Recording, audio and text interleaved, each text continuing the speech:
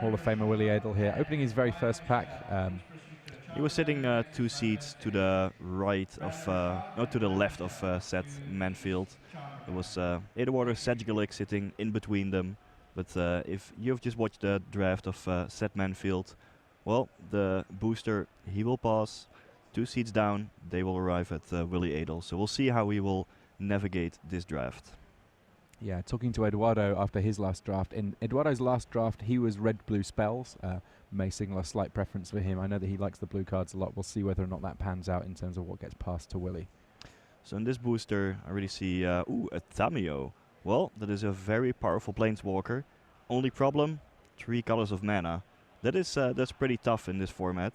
There's also an Alchemist's Greeting, solid removal spell, especially when you can play it for the Madness cost, shooting 4 damage for 2 mana. I think Alchemist's Greeting is the best, well, single color card in the pack. Yeah. Will Willie be tempted by this Tamio? I mean, yes, he'll be tempted. The answer is, will he be swayed to actually pick it? I mean, this really tells us a lot about what he wants to do in the format. Yeah, it locks you into 3 colors in a format that typically is a 2-color format. Takes away any flexibility in the draft. Alchemist's Greeting is the safe pick. Not as powerful, but at least you stay on just 1 color. I like the restraints that Willie is showing here. Yeah, it's fine if you cast it for 5. It's great if you cast it for 2 off Madness. And we see immediately a Weaver of Lightning pull to the front. Another Alchemist's Greeting in this pack, though. Also, do they get better in multiples? Not necessarily, unless you have lots of Madness outlets, then they're just really good cards, but you can't really overload on 5 cost cards in your deck. There's also a Sanctifier of Souls, very powerful white rare, but he would have to venture into another color. Might as well stick with red, stick on course with his first pick. Weaver of Lightning is a pretty powerful card as well. Good 3-drop, whenever you cast a spell you get to ping 1 damage, which is, well, solid, and that is the card he picks up. So sticking on par with the red cards early on.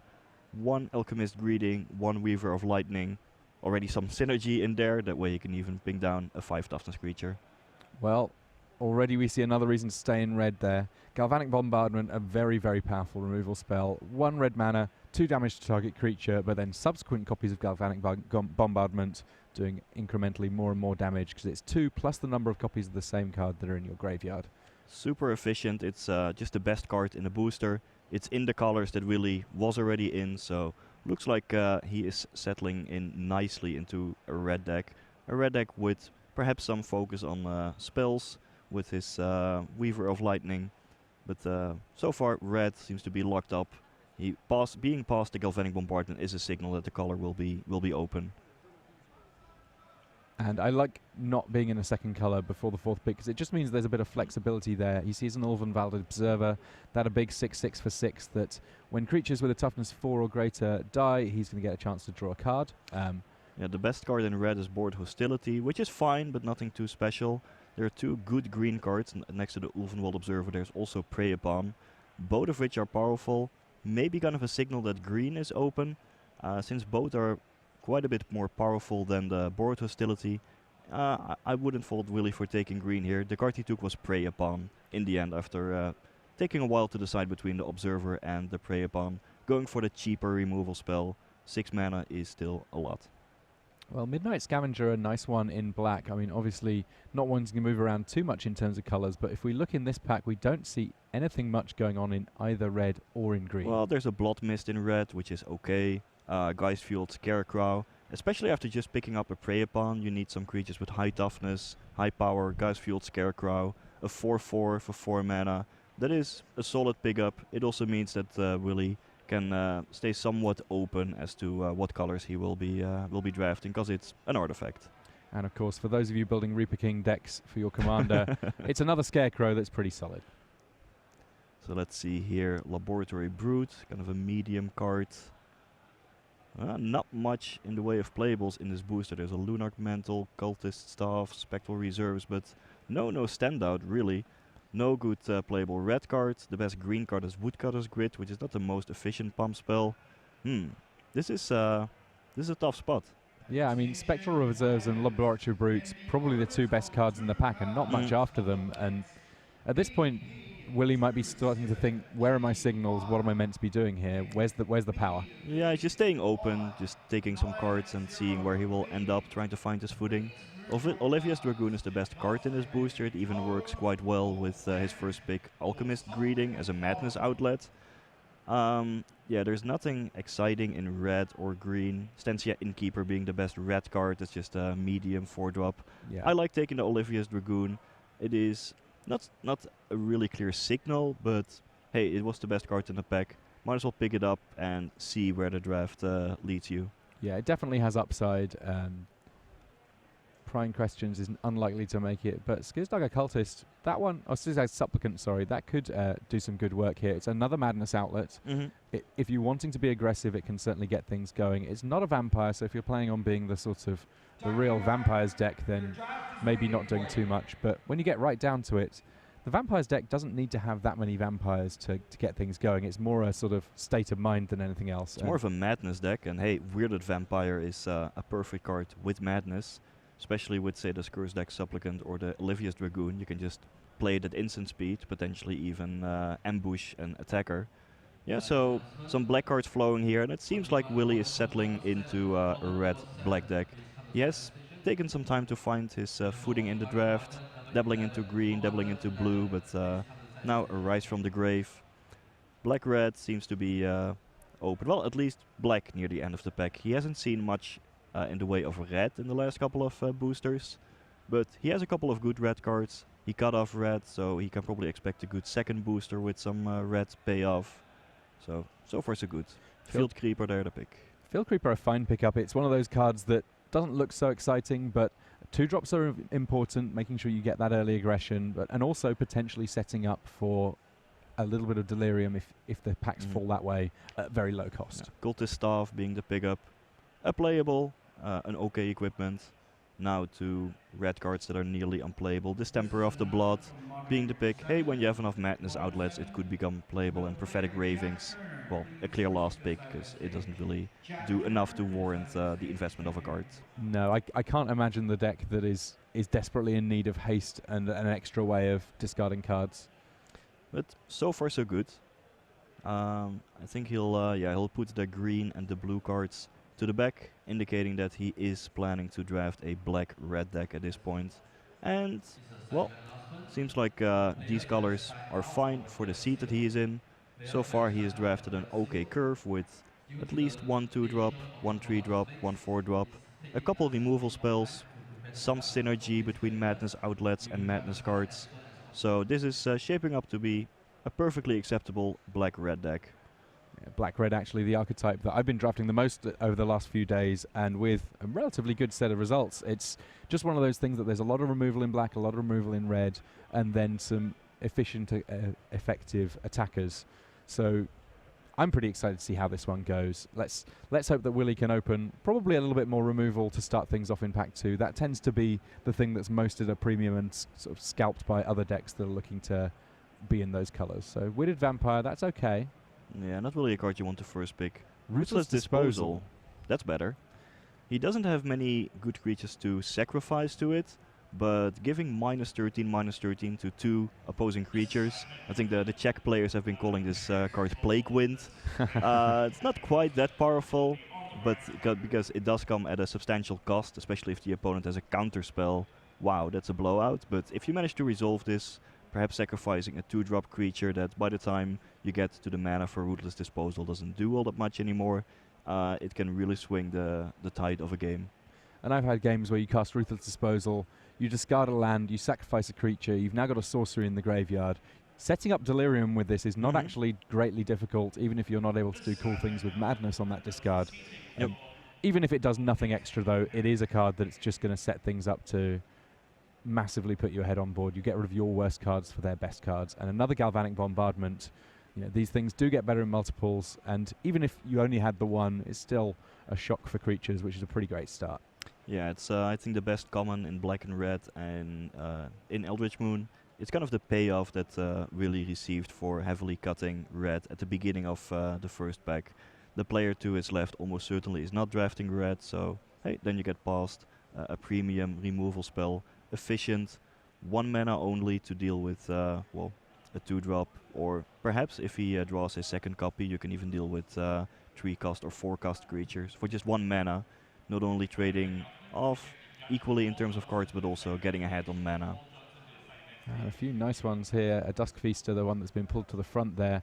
7 mana for a 4/5 flyer is not especially efficient, but when you have Delirium, that becomes 5 mana for a 4/5 flyer, and no matter which way you slice it, a 4/5 flyer is colossal in this format. Sure, but you don't always have Delirium early. 7 mana is still a lot. Traben Foulblots is also an acceptable creature. Nothing too special, but a card for earlier in the curve. At this point, I don't think Willie has many finishers, no big creatures at the top end of his curve. There was also the Rise from the Grave that may get better if you have bigger creatures in your deck. So the 4/5 flyer being the pickup here over the Traben Foulblots. Midnight Scavenger's a nice one. Also another copy of Alchemist's Greeting though, and This pick is close, I think. If Willie wouldn't have any Madness outlets, I think Midnight Scavengers might be better. But he already has at least 2 Madness outlets, so that he can turn the Alchemist's Greeting into a 2 mana instant speed for damage. I think that pushes it over the top, and it is indeed the pick here. yeah. Also, if this is how alchemists say hello, it's just chilling to think of what they will say when they want to say goodbye. Well, it might end up being a relatively short conversation. Mm-hmm. Is that an... it's not. So we have... Falconrod, Reaver, and Curse Deck Supplicant. I actually kind of like the Reaver. It's one of those cards that it looks deeply unimpressive to begin with as effectively just a Grizzly Bear there, vanilla 2/2 for 2, but 2 drops are a little bit tricky sometimes for the red-black deck. Mm-hmm. Also a potentially relevant creature type for some cards. He did end up taking the 3-drop, the Curse Deck Supplicant, but I'm with you, this card is not too bad. Either way, both cards are filler cards for the curve. Another copy of the Supplicant in this pack, along with the Conduit of Storms. The Conduit of Storms, a nice one. It's a 2/3 for 3 to begin with, which is a perfectly happy size. Provides you with a certain amount of acceleration, kind of, and then one of the easiest werewolves to transform. And when it does transform, a 5/4 body is sizable, and the mana bonus doesn't hurt either. Yeah, you can potentially transform it on turn 4 in your second main phase. So I like this pickup even over the potential Madness outlet. It's just a more powerful card. Not much here. Make Mischief as well as Otherworldly Outburst. Both are medium tricks. Otherworldly Outburst should be noted. Could be mana efficient. Gives +1/+0 to a creature. And if it dies, you get a 3 to Eldrazi. Note that you can target opponent's creatures with this. If they are dying, and you just get a 3/2 for free, which is a good deal for 1 mana. Possibly triggering Weaver of Lightning in the process, so an okay card to fill your deck with. Gavinion Hallowed and Vampire Cutthroat, two of the sort of interesting cards here. The Cutthroat is relatively low impact, a 1/1 with Skulk and Lifelink. Goes for the Gavinion Hallowed. That one, a 2/4 for 4, but every single time one of your creatures dies, it gets a +1/+1 counter. As a 2/4 for 4, it's pretty unexciting, but it only really takes one creature to die for it to become a sizable body, and if more die, then yeah, you're laughing.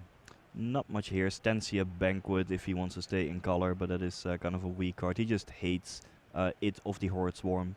He's probably not going to put it in his deck. He just takes it away from, Eduardo Sedgwick, who I believe is blue-green to his right.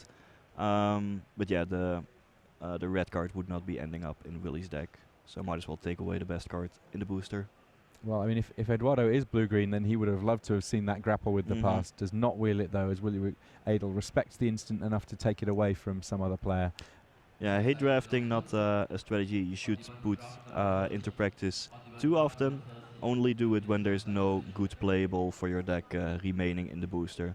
Then it is an okay strategy. Yeah, takes a Wolfkin Bond there. Maybe a Field Creeper. Well, he's... maybe he won't... No, he's not going into green, is he? He is too invested in black and red with the cards he has so far. Those are really hate drafts. Yeah, I think I might have taken the 2-drop there, because occasionally these aggressive decks do want to have just an additional beta on turn 2. I don't think it's a bad one there, especially if he ends up with a little bit of Delirium. Willie doesn't have that many early drops yet, though it should be noted that even if he may not have a creature on turn 2, He has multiple galvanic bombardments that he can play early on to keep the board at parity and still play a reasonable game early on.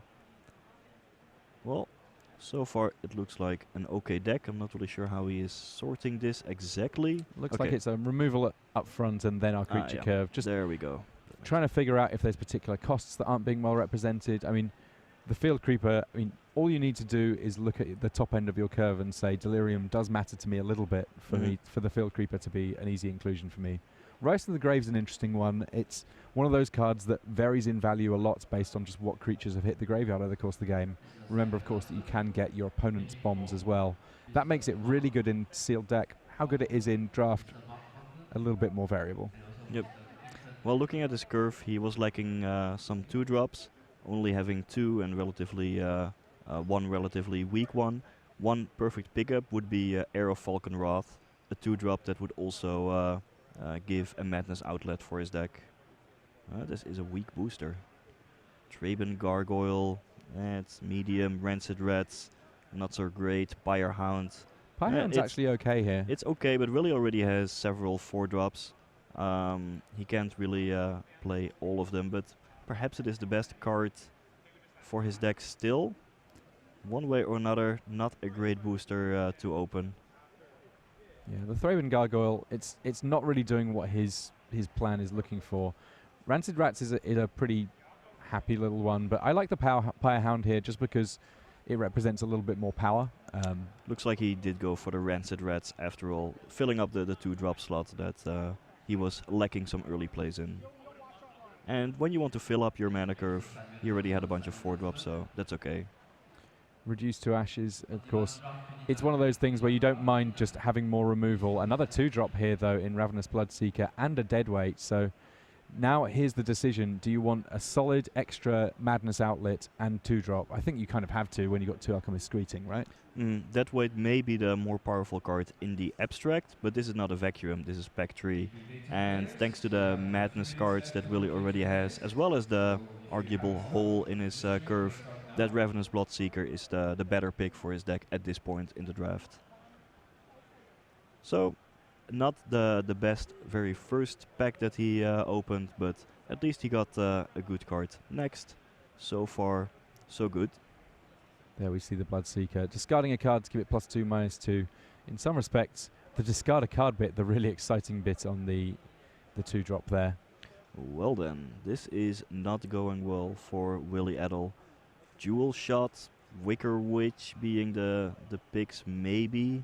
I mean, Stallion of Ashmouth perhaps, but all of these are filler cards, like 23rd cards in a way. Yeah, the Wicker Witch here, and I don't mind it as a pick, but I would rather have seen an extra 2-drop at the end of pack 2, potentially allowing more flexibility here in pack 3, letting him do a few different bits and pieces. Takes the Wicker Witch, 3/1 for 3. It trades with a lot of stuff and represents 2 card types in the graveyard, but Throttle and Blood Mad Vampire here. I think there's enough Madness outlets that the Blood Mad Vampire may be the pick here. I could see that. Willie already has 2 Alchemist Greeting that kind of take the role of Throttle. You don't want to overload your deck with 5 mana removal spells, so I can definitely see taking that Blood Mad Vampire here. Just make sure that you have a mix between creatures and spells in your deck, and Willie already has plenty of spells. And of course, if you can clear a path for Blood Mad Vampire, it doesn't take too many hits before it becomes very difficult to deal with indeed. Twins of Morrow Estate, another payoff for Madness. Uncaged Fury is a nice one too, though. Asylum Visitor, another Madness card. Kind of different types of cards. Asylum Visitor, good on well, turn 2 or turn 3, and can bring you some value in the long game. Twins of Morrow Estate, excellent at ambushing opposing 3/3 attackers when you Madness it out at instant speed. Both would be okay picks. Oh, he goes for the Crow of Dark Titans, just ignoring the potential Madness synergy. Well, his deck didn't really have much in the way of flying yet, so maybe he wants to lock up that aspect. Macabre Waltz. I like having a Macabre Waltz in more or less any black deck. The first one just representing a great way of reloading when you get to the mid and late game. Yeah, and remember that you only have to discard after you get back the creature. So if you return a creature with Madness from your graveyard, you can just discard that to the Macabre Waltz and play it for its Madness cost. So that seems to work well in Willie's deck. Also, hey, it's a sorcery, so it triggers the Weaver of Lightning. Sanguinary Mage or another copy of Crow of Dark Tidings here. As it turns out, 2 drops have kind of come in his direction a little bit here in pack 3 for this draft. The second draft at GP Sydney for Willie Edel takes another copy of Crow of Dark Tidings. Yeah, I may not be as big of a fan of Crow of Dark Tidings as Willie, in part because of Spectral Reserves being printed in Eldritch Moon, providing 2 1/1 flying blockers for the 1 toughness flyer. But hey, if your opponent doesn't have any 1/1 flying spirits, Crow of Dark Tidings is a good 3-drop. Not a whole lot here. We've got Brain in the Jar and Rise of the Tides are potentially kind of powerful cards for a different deck. Takes the Rides from the Tides. This kind of just in case. Yeah, for the deck that wants it, it's going to be spectacular, and Willie would rather not play against a spectacular deck. Yep. As we mentioned, hate drafting very late in the pack is acceptable. Not much here. A second Macabre Waltz not as valuable as the first, because drawing 2 in any game may get a bit clunky. So just hate drafting 1 big Kasich Dire Swine, which Willie's deck would have some trouble with. Most of his creatures are ground creatures. Much of his removal is damage based. So he would have trouble getting through high toughness ground blockers. Perhaps that is also what he had in mind when picking the 2 Crow of Dark Tidings. Just having some kind of evasion as a way for his deck to win in case the board stalls out. Yeah, the first 10 damage, relatively easy for his deck to deal. The second 10, maybe not quite so much. And as the packs round out here, it's not really a matter of Willie Edel finding extra cards to add to his deck. It's just a matter of taking things away from the table that he thinks could prove problematic. Well, this is kind of a gamble. Is there a green-black deck at the table? Do you take the land? One way or another, unlikely to affect his deck. Skeleton Key, I don't think he has much synergy with that, but might as well take it just in case. Overall, his deck is okay, nothing too special. I don't think he picked up any premium rares or mythics or even premium uncommons. Yeah, I mean, really. I think that the best that he got was to be able to pick up, well, I mean, the Ruthless probably the Disposal, Ruthless perhaps? Disposal. But 1 Ruthless Disposal does not a deck make. The bit where I'm kind of excited is that he does have